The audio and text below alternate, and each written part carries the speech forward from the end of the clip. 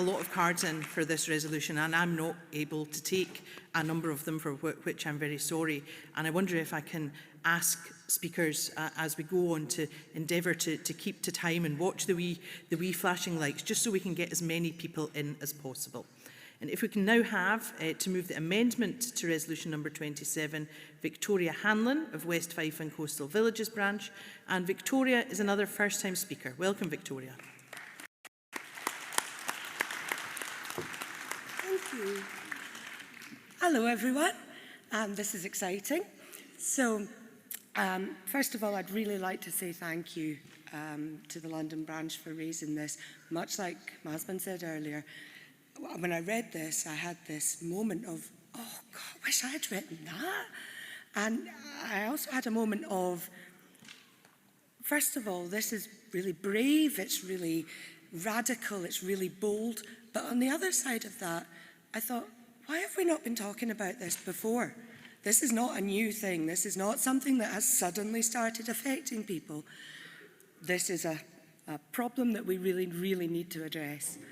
So I wanted to amend just ever so slightly the resolution because I wanted to point out that whilst pain is an enormous and immediate problem, severe pain, there are also other things that can affect women who are menstruating that we really need to address. Symptoms such as headaches, nausea, vomiting, other digestive disasters, or fainting, anemia from heavy bleeding, and the mental health side of things as well, with extreme symptoms such as premenstrual psychosis or premenstrual dysmorphic, sorry, that's not the right word. PMDD, you can look it up. It's not good. It can lead to sufferers because of extreme hormonal changes becoming suicidal or having other very dark thoughts. These things impact people. We cannot expect people to continue to work and function as they normally would when they're experiencing extreme symptoms like that.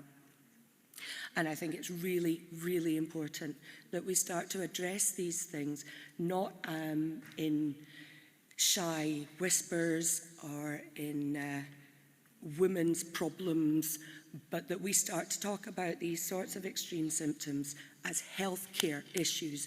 I'd put my bit of paper away. Right, thank you, conference. I'm delighted to be with you for the first time in person and the first time speaking in person.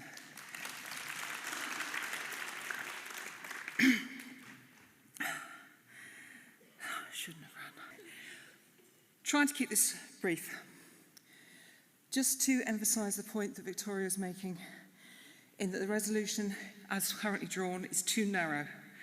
There are many conditions which serve to make the monthly joy of periods just that little bit more awful.